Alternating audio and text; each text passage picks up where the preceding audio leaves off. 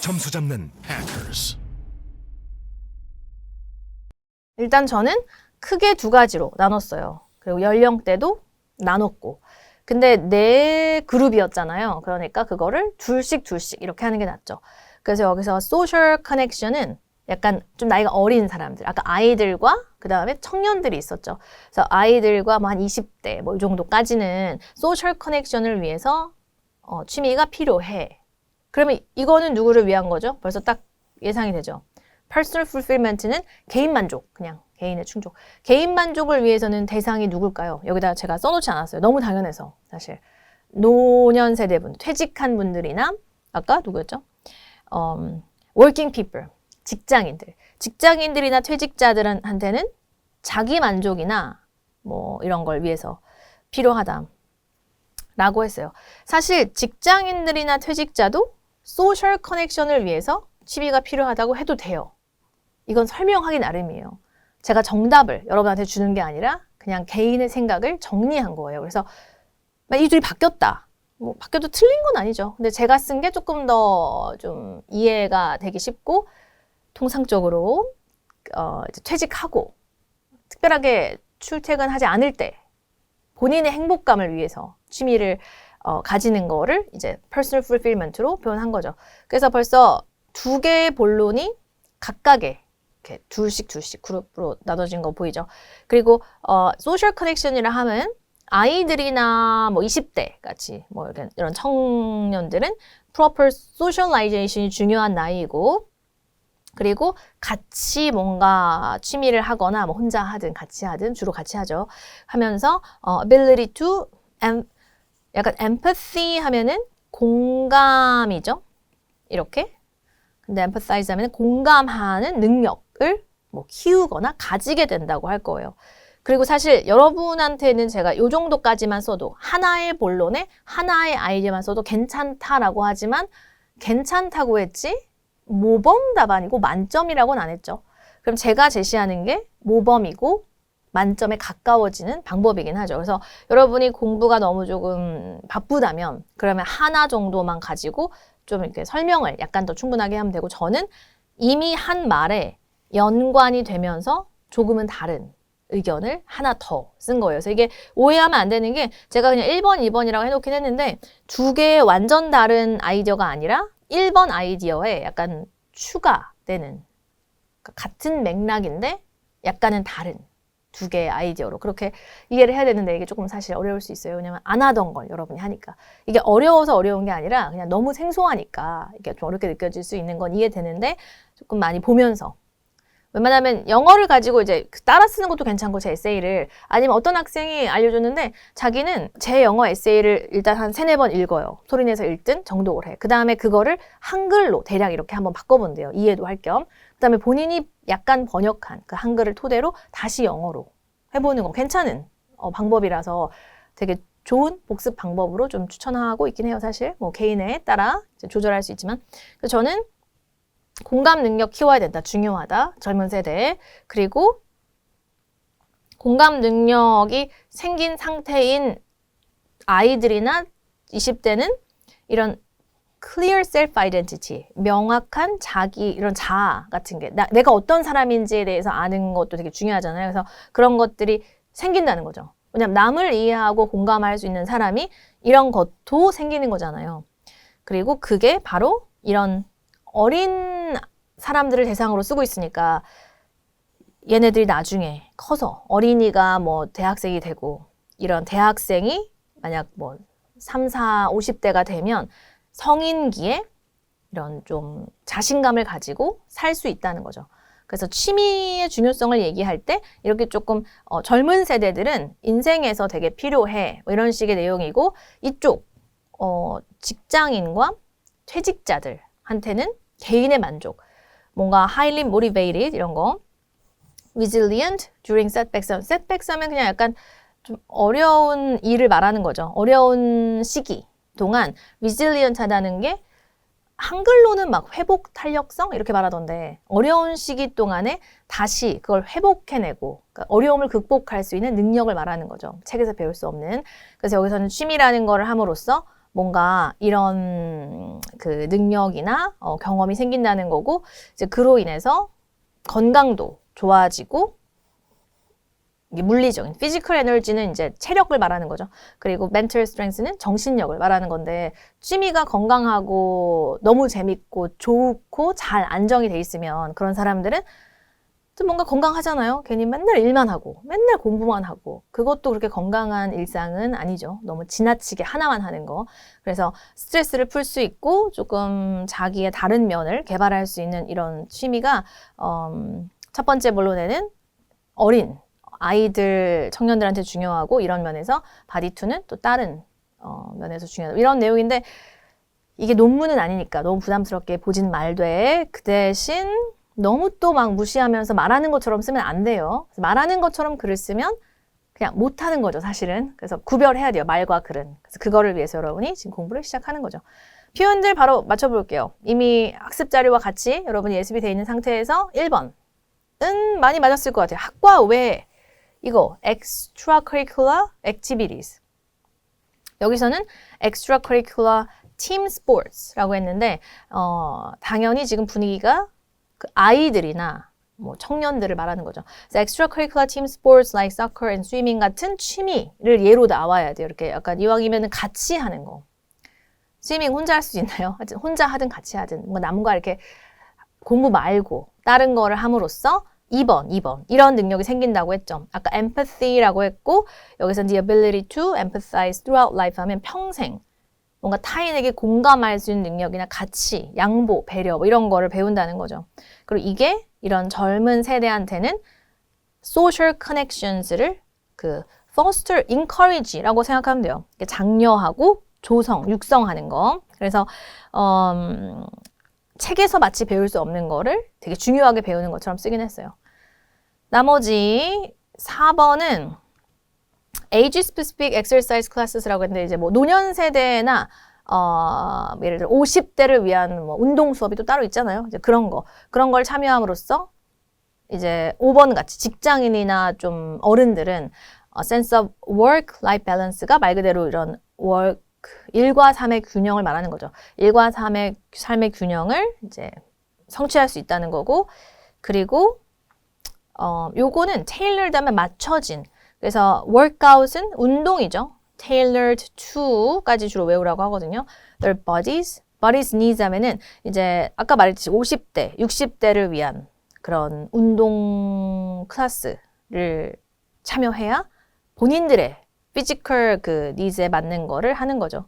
그래서 아까도 뭐 문제처럼 이렇게 둘로 나눈 이유가 젊은 세대, 노년 세대 이렇게 나누어서 쓰는 게 여러분이 편해요. 여러분은 어떻게 썼는지 사실 뭐 모르겠지만, 이제 그거랑 비교하면서 여러분이 만약 너무나 어렵게 생각했나 봐, 또는 난 너무 내 그룹을 충분히 다루지 않았어, 이런 게 느껴진다면 점수에는 좀 그게 영향을 미치는 거죠. 마찬가지로 전 여러분들한테 그냥 이런 표현들을 알려주는 게 목적이지 이 학생처럼 쓰세요는 아닌 거 알죠? 그래서 여기도 마찬가지예요. 이 학생처럼 쓰세요라고 하기에는 이건 9점 만점이 아니에요. 그럼에도 불구하고 잘했지만 여러분은 전체 문장, 전체 글을 이대로 따라할 수는 없어요. 그래서 좀 더 나은 표현, 좀 더 자연스러운 뭐 이런 문장, 아니면 좀 더 매끄러운 이런 예시, 이런 것들이 이제 여기 있는 거죠. meanwhile 다음에 컴마는 당연히 해야 돼요. 이 친구가 빼먹은 거예요. 그래서 뭐 그러는 동안 뭐 여기 보니까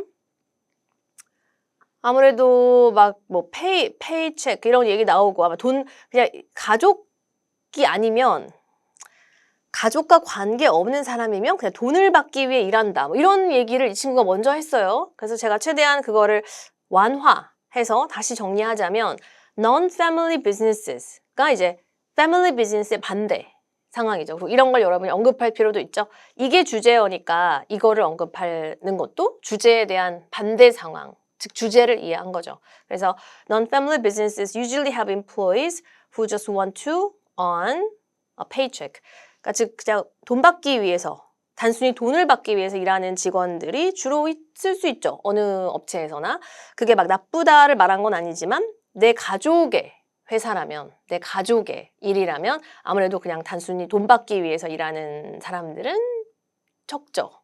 우리 부모님 회사는 좀 더 아무래도 그 일반 그렇지 않은 사람보다 더 열심히 할 수 있잖아요. 그래서 그런 부분을 얘기하는 거예요. 그래서 the success or failure of the business is not their responsibility라고 했는데 사실 responsibility라는 단어보다 좀 더 적절한 단어는 primary concern이라고 해서 그 가족이 아닌 사람들한테는 이 회사의 성공이나 실패가 그들의 책임을 논하기에는 조금 부적절하죠? 맥락상. 그래서 primary concern은 주요한 concern, 약간 염려나 관심이 아니라는 거죠. 그래서 우리 엄마 아빠 회사가 아니니까 이 회사가 뭐 성공하거나 망하는 게 나랑은 직접적으로 상관은 없음. 이런 식의 태도인 것 같은데 그 부분을 이 친구는 서술하고자 했던 것 같아요.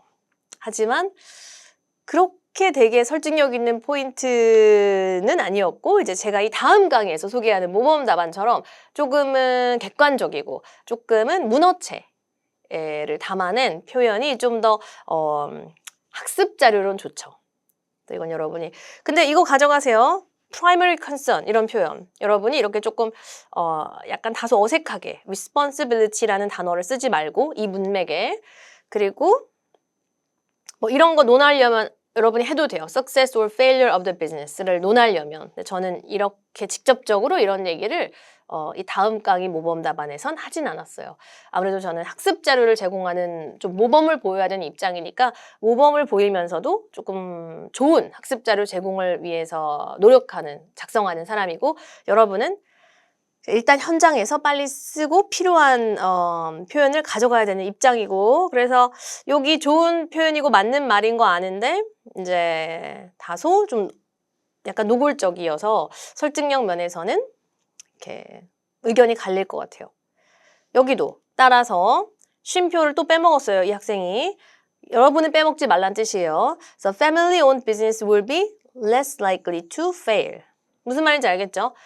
가족이 운영하면 아무래도 그냥 돈만 받으러 오는 사람하고는 좀 달리 이제 이런 회사의 성공과 실패가 되게 주요한 관심사고 염려이기 때문에 실패할 가족 사업은 좀 실패할 가능성이 낮다라는 점을 열심히 설명했지만 제가 좀 더 매끄럽게 하라고 교정을 해놓은 것뿐이에요. 여러분한테는 둘 다 중요해요. 왜냐하면 이 학생이 최초에 썼던 것도 뭐 대략 읽히는데 약간의 오류가 있지만 그래도 이 정도면 이 정도 점수가 나오는구나를 이해할 수 있고 제가 교정된 걸 보니까 당장 영상이 끝나고 써야 될 여러분들한테 필요한 현실적인 표현이 있는 거죠. 그래서 불안정하거나 좀 오류가 있는 표현을 외우지 말고 제가 알려준 좀 정확하고 빈도 높은 표현으로 여러분 답안을 구성해서 좀 더 효율적으로 답안을 쓰라는 게 이제 약간 그 말이었죠.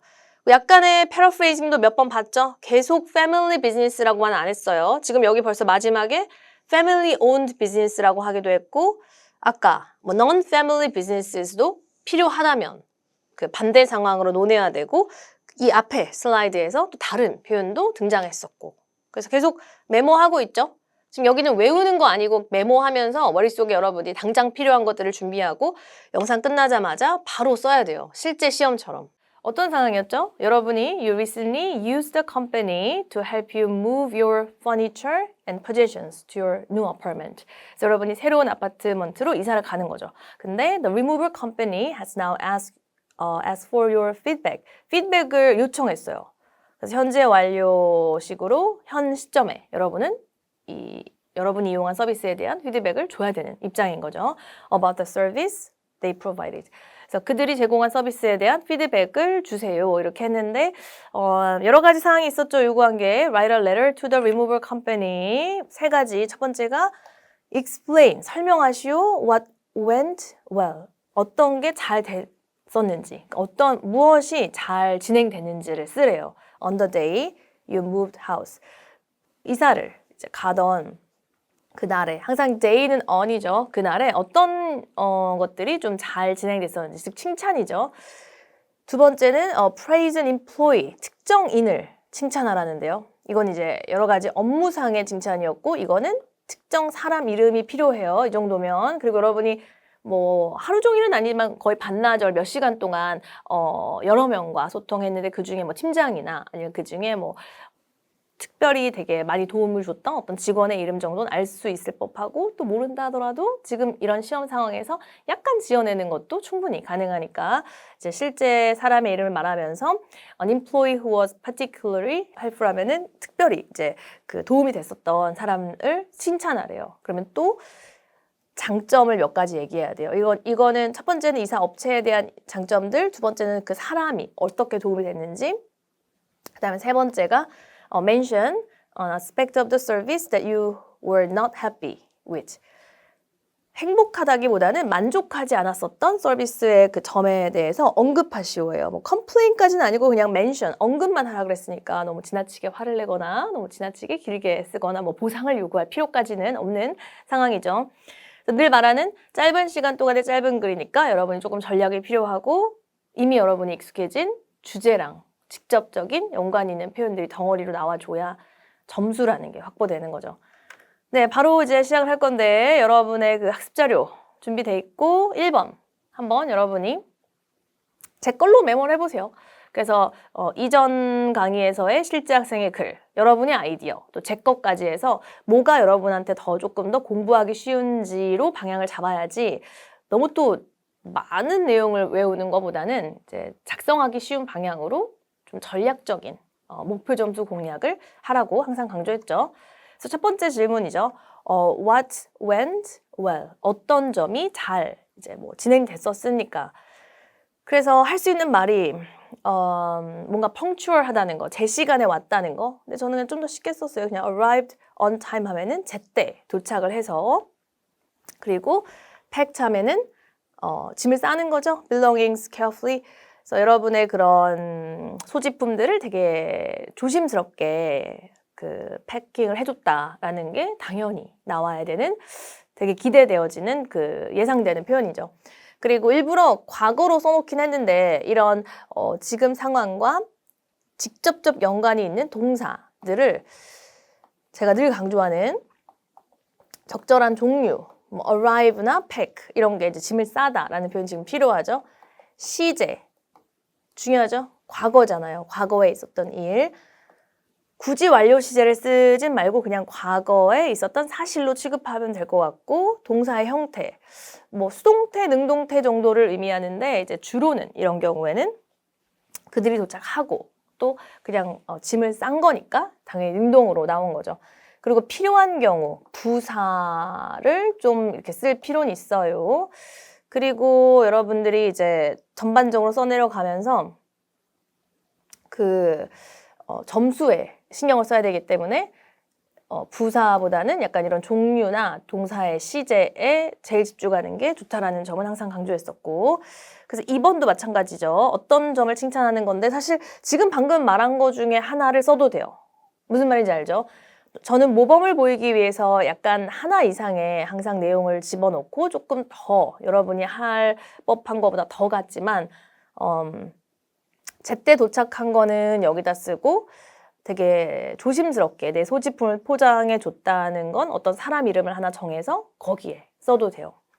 저는 이제 이 두 가지를 하고 어떤 특정인을 언급하며 실제로 뭐 매니저로서 efficient하고 professionally 그 팀을 관리하고 이제 리드한 걸로 그렇게 또 지어냈죠. 우리가 지금 지어내고는 있지만 충분히 있을 법한 상황에 대해서 여러분이 글을 쓰는 걸 제시받았기 때문에 너무 그렇게 거짓말한다는 생각보다는 그냥 있을 법한 상황에 대한 연습이라고 생각하면 좋을 것 같아요.